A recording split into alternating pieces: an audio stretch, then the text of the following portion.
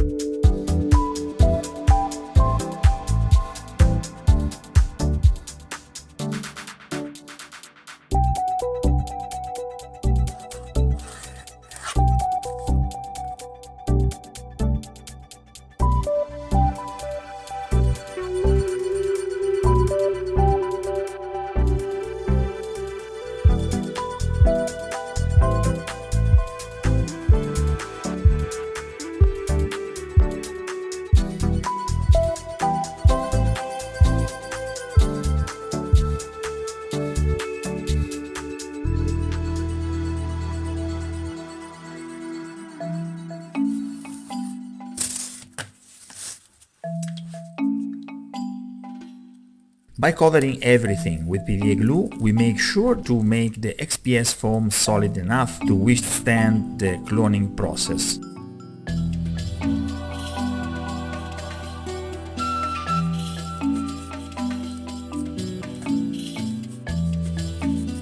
This fine sand is used instead of sodium bicarbonate, equally useful for the purpose and equally economical. It's very cheap. Sand or bicarbonate have a dual function here. First of all, to enter the cracks and create the mortar effect between the bricks. Moreover, having sprinkled the entire wall of PVA glue, we increase the texture of the stone for a pleasant final rough effect.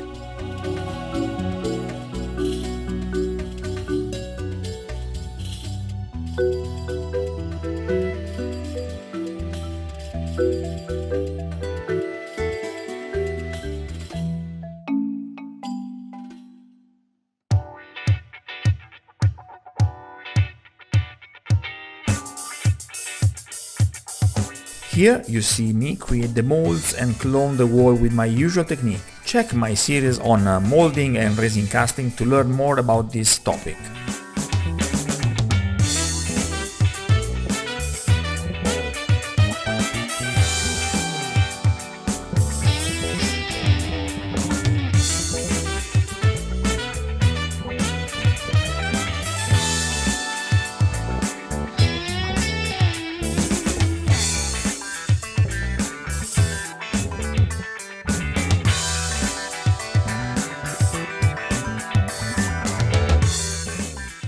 Now you see that I checked the solidification state of the resin. You have to remove the piece from the mold before it is completely rigid.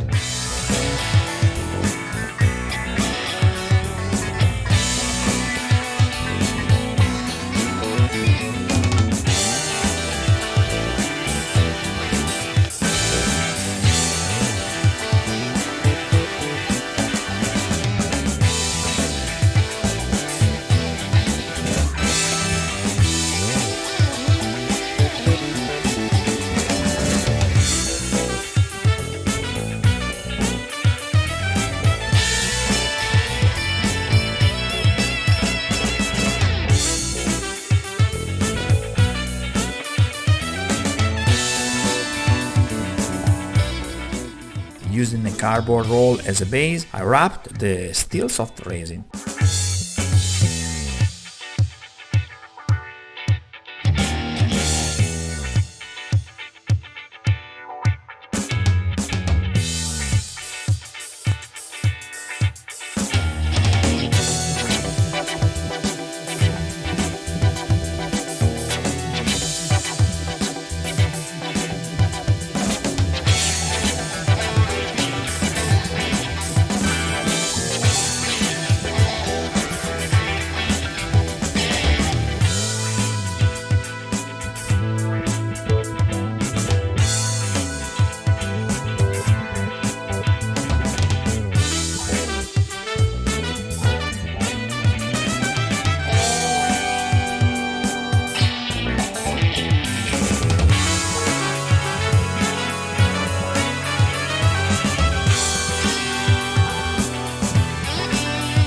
I help myself with scotch paper to hold the piece in place while solidifying completely.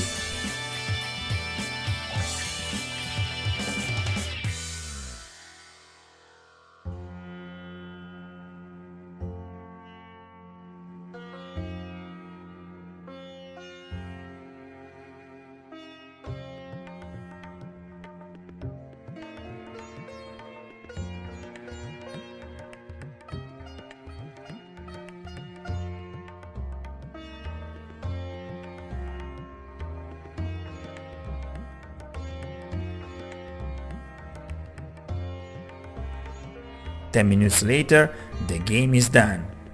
Now I will settle it with a little hot glue and I will camouflage the junction with some dust.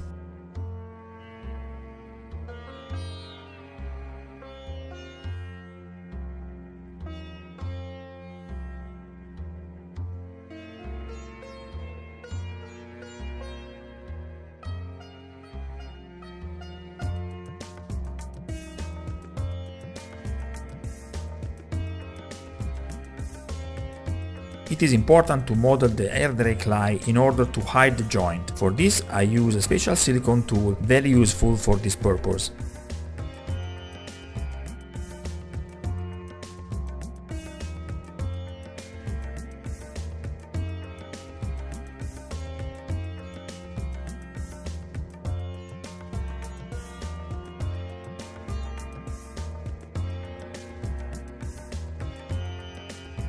Now I recover the original wall and I tear it to pieces in order to get another part of my building and speed up the building process.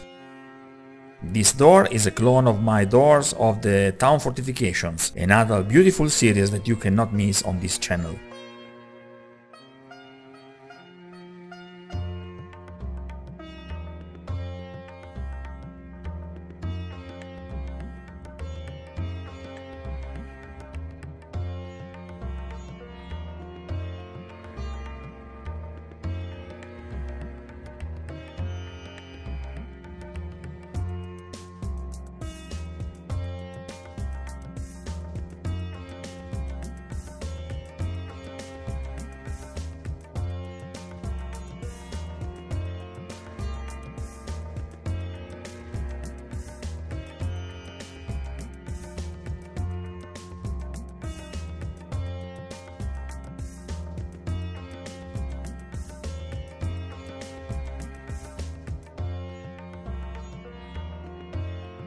I made the small canopy with cardboard and the shingles are made of XPS foam.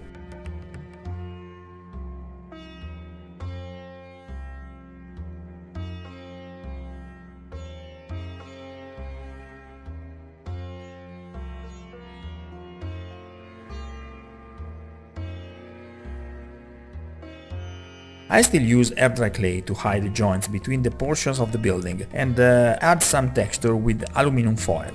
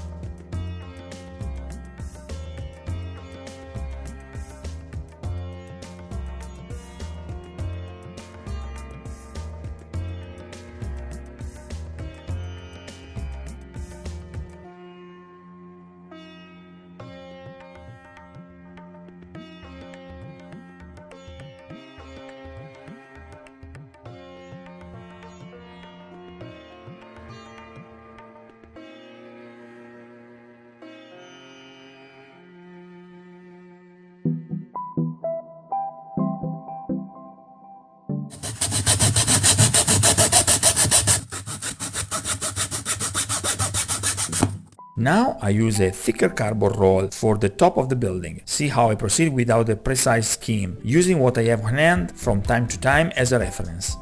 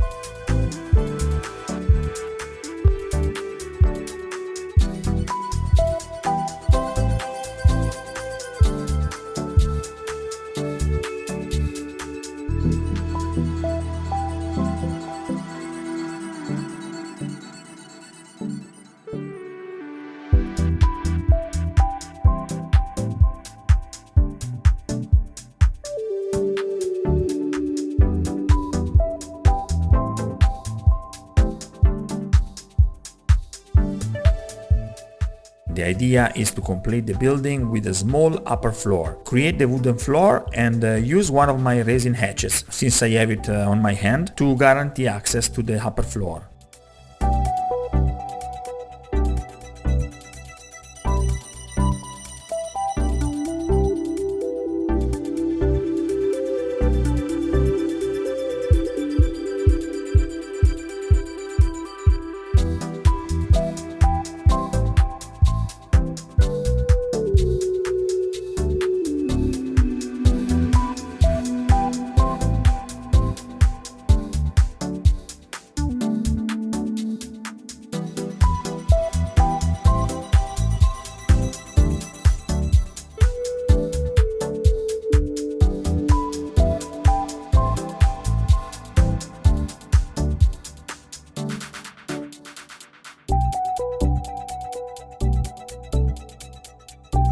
I then added all the wooden beams, in the style of half-timbered houses. Here too you can see how I proceed without a precise scheme, simply cropping from time to time the details I'm going to create. To learn more about this technique, I recommend you my video tutorial number 40.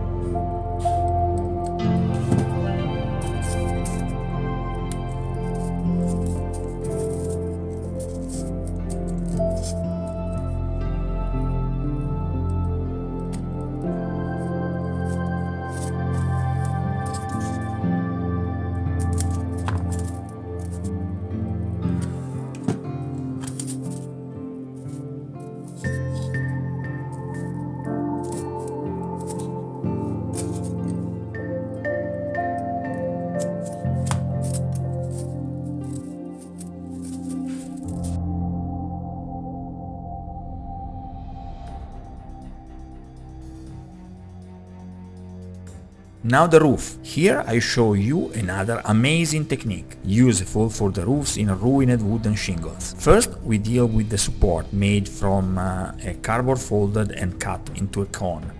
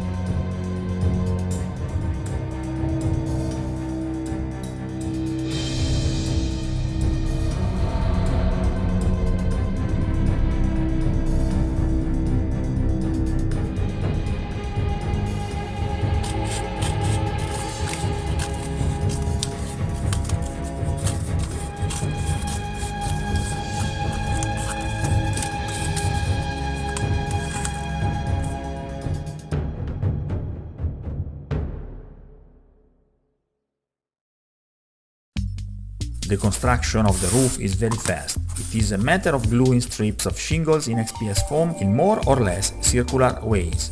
Do not worry too much about the regularity of positioning. The important thing is to cover the whole roof with strips with a wood grain texture.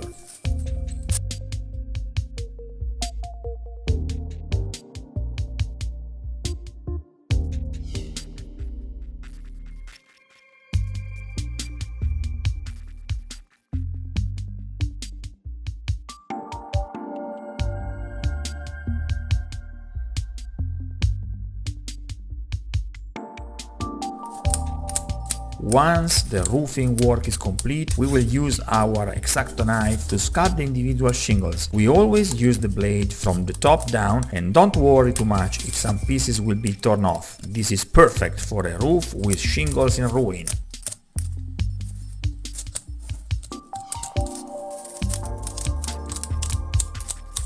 With a little patience, the final result is fantastic.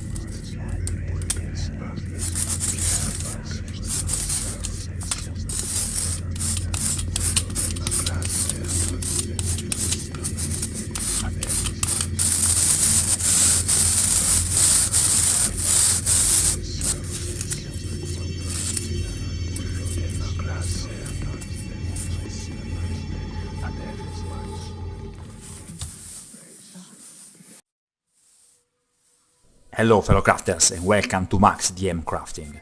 This is the video that I like the most. I'm just improvising during the building process, and as you can see, this brown sheet is just a foam sheet that I like to use. You can cut it very easily and you can write on it. I had an idea about this swamp, and this was just a quick attempt to put on the paper my idea.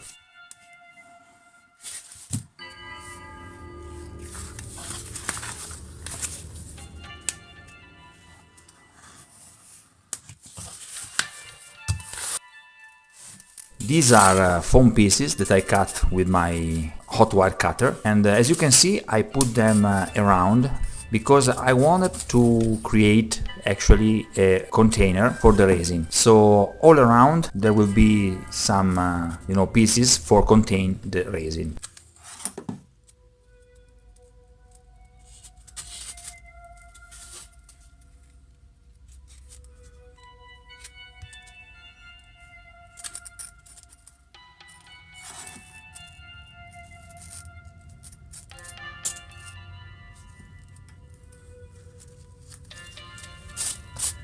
I know in this moment everything seems too straight, too linear, too clean, but going forth you can see that I'm using some hard dry clay, and I will sculpt around all the piece for improve and make the swamp more credible, more real, more creepy. On the inside and on the outside, everywhere where I put the hard dry clay, I go with some PVA glue, and then with some silicone tools I'm modeling the clay. I want to blend the pieces together.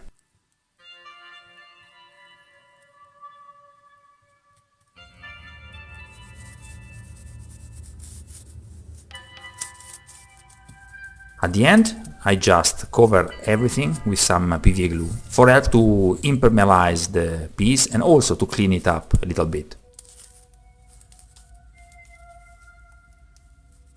Till now, this is what we reach, and I'm pretty glad. Those rocks in the center are perfect for sustain some dangerous wooden bridge.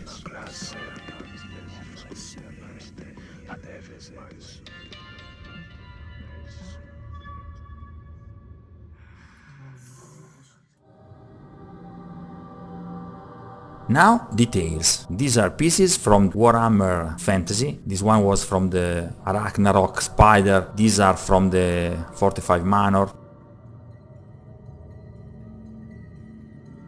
This one is one bridge that I already built. Some tweaks, and as you well know, I use some tree stumps from Green Stuff World. Those are haunted.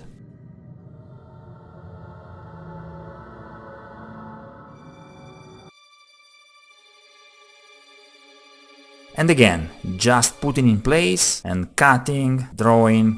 I'm speeding up the process when I can.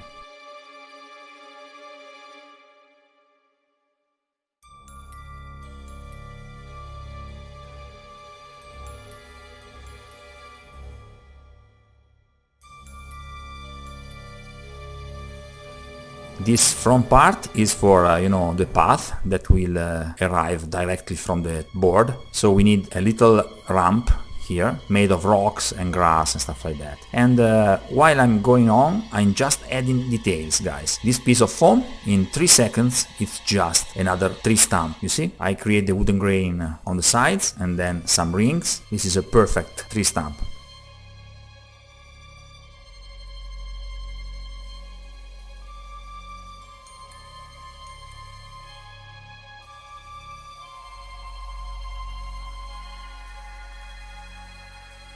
Without any fear, I started to cut my details, to cut my pieces for reach the desired shape.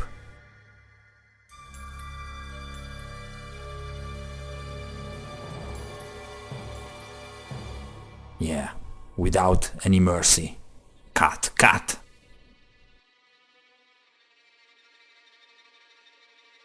And then it's just a matter of taste. I wanted something very detailed, but also very chaotic, very, messy, because when you go in a swamp, usually you don't have, a clear path. And if you have too clean environment, is quite too much beautiful, and you don't want that. You want chaos, you want dirty, you want a lot of details. The idea is that in each corner I have the, chance to add a lot of details and create some micro environments. So in the third episode we will add details, and we will flock in different ways every single part of this swamp. So this one, it's basically the entrance.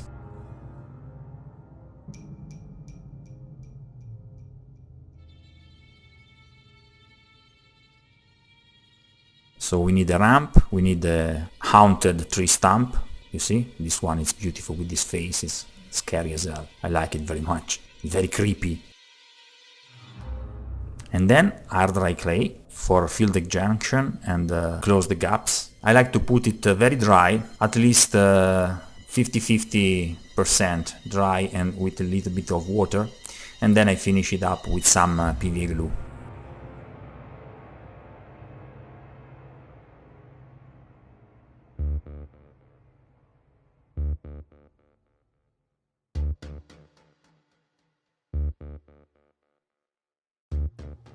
This will ensure on one hand that you smooth all the junction, and on the other hand that at the end the clay will be very sturdy, very resistant. I placed pieces of, fences here and there, like, fragments from the past. Once upon a time this was not a swamp. Also, when you add some fences on your piece, you have the feeling that actually you are crossing a line, you are passing a border, so who knows what can happen there. Create the right feeling for enter a, dangerous place.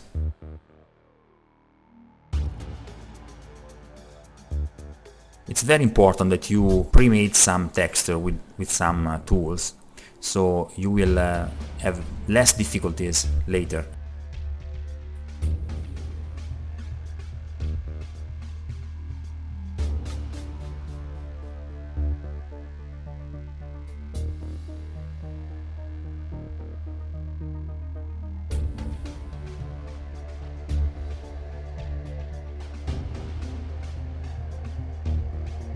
In this corner I'm creating a little graveyard. Couple of tombs, couple of, gravestones, couple of skulls, a dry tree. I'm connecting real pieces of wood with some hot glue for increase the texture, and it's a nice and fast way to create some dry environment, some dry trees.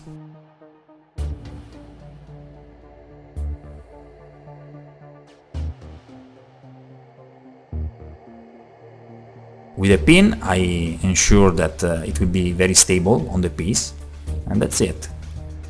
I made all the trees like that on this piece, as you can see. A combination between hot glue, air dry clay and PVA glue at the end for protect and reinforce all the piece, you see? This was a very clean bridge. I need it to be very ruined, so I start to chop off pieces, and you see I'm doing a lot of damage on it. So we can add pieces and it will be very blended with the entire environment. This will be a dangerous path.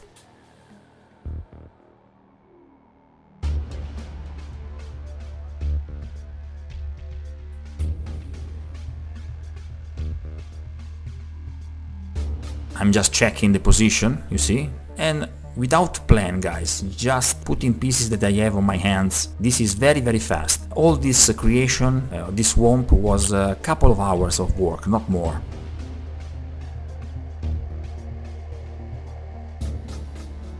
And this is a great science. It reminds me a lot the Blair Witch Project, Yeah, nice. This is from the Arachnarok giant spider, from Games Workshop Warhammer Fantasy.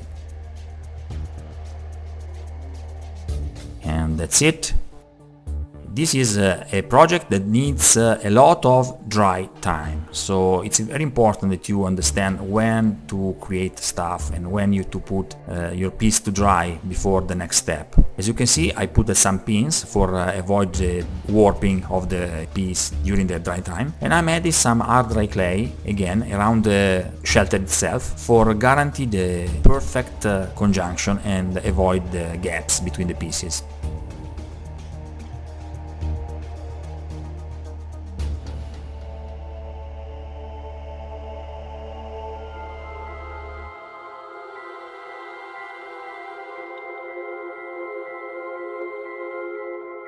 And this is the final step. It's one of my favorite steps actually, because with this combination of Mod Podge and black acrylic paint and water, you protect your piece, you prepare it for the painting process, and everything is coming up together. You need to be sure that you reach every hidden spots.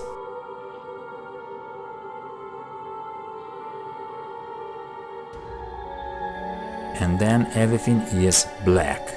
And we start to feel some creepy vibes on this environment. As you can see, everything is coming together now. It's it's a moment very nice and very pleasant.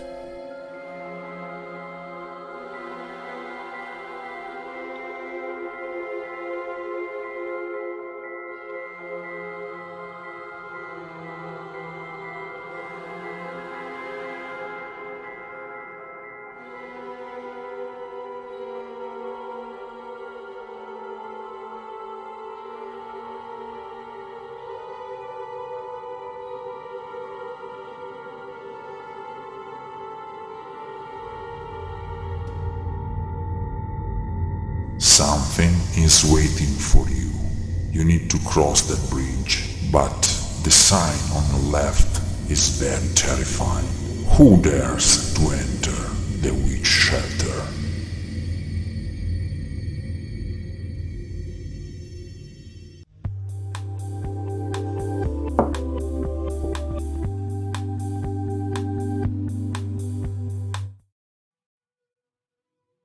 So guys, the most important thing is to understand that your base coat is very important for the final effect. For this reason I'm choosing 5 or 4 shades of green for give to the piece a depth and a color that I like for the final effect. I was thinking nature, but also mud, also, you know, the green is the color of the fear, so it's very important that this base coat was mostly green.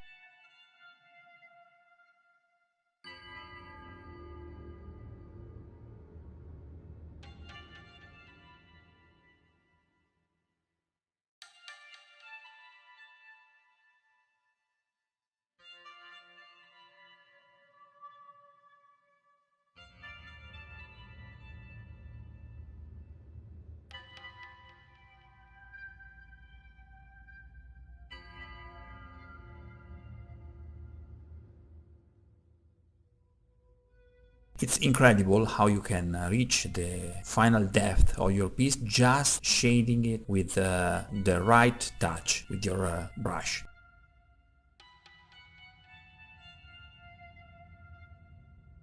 Don't worry too much about the brush strokes on the pool, because then I will use a airbrush for the final effect. But as you can see, I put green everywhere, also on the rocks, the bricks. This will give, you know, an unity to all the piece.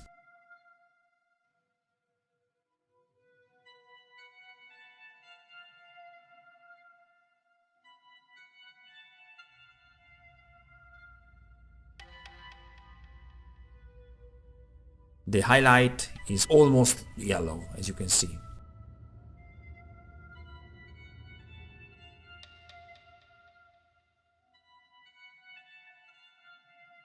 At the end, if you want, you can call this piece also finished just with the green shades. As you can see, I'm also putting this yellowish green on the bricks for the shelter, on the shingles even.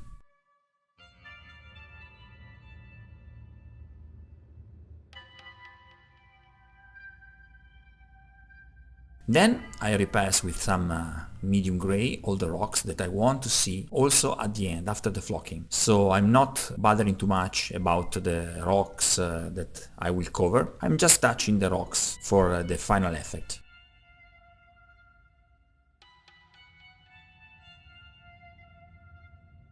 Then flocking. Guys, basically this piece is colored by flocking. I'm not using much color, I'm just using a lot of different flocks. Green dust, brown dust, then a couple of tonality of static grass.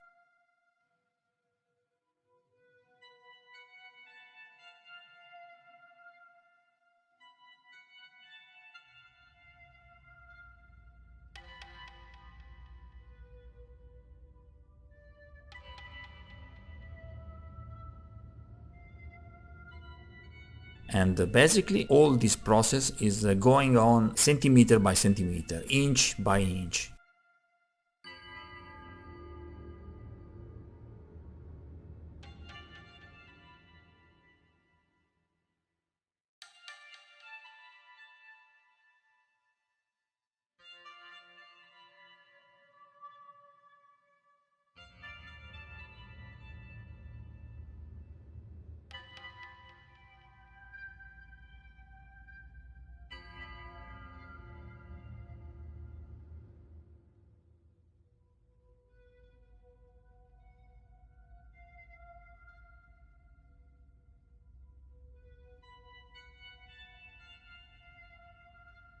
As you can see, under the trees I'm also putting some dry leaves from green stuff wood. It's quite messy. This is the reason why I'm basically keeping my piece on this rough piece of wood.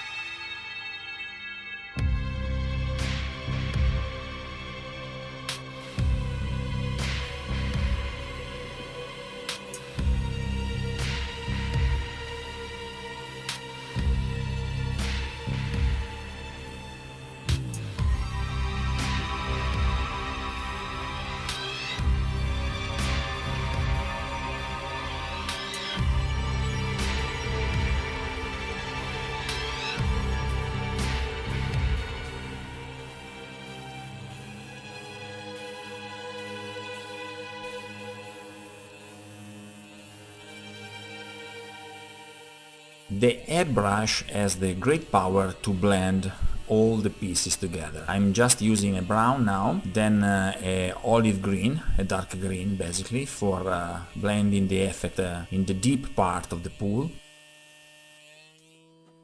Then I'm repassing all the wood with some brown, and also I'm using the white for speeding up the lightening of some pieces, for example skulls and the stucco.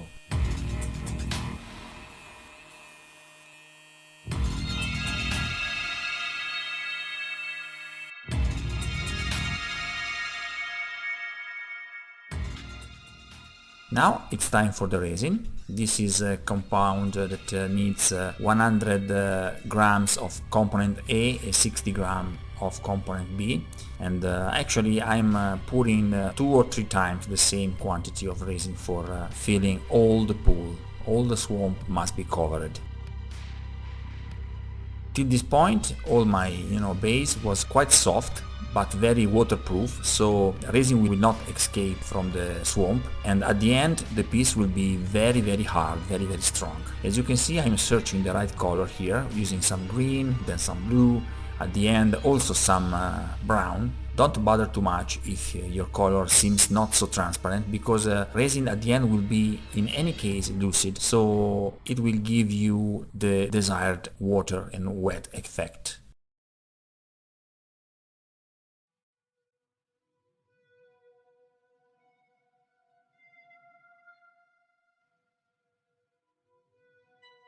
Sorry for the airy arm here.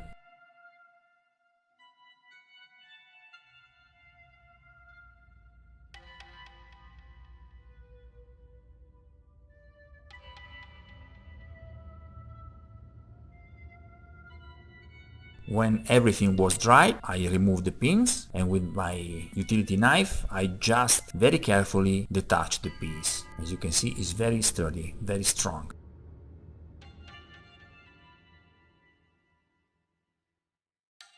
Then was time for the water effects. I use this model wasser, and first of all I do some ripples and some circular waves, because in these swamps, in these lakes, little lakes, you have always little animals, little stuff that are breathing. And then I finished everything with some movement, very light.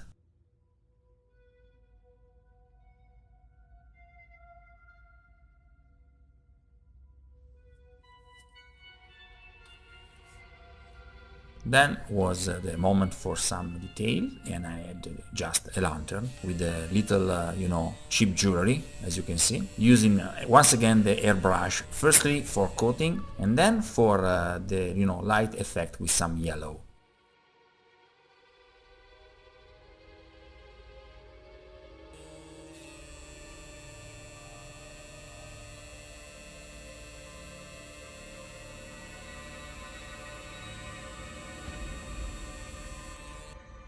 That's pretty much it.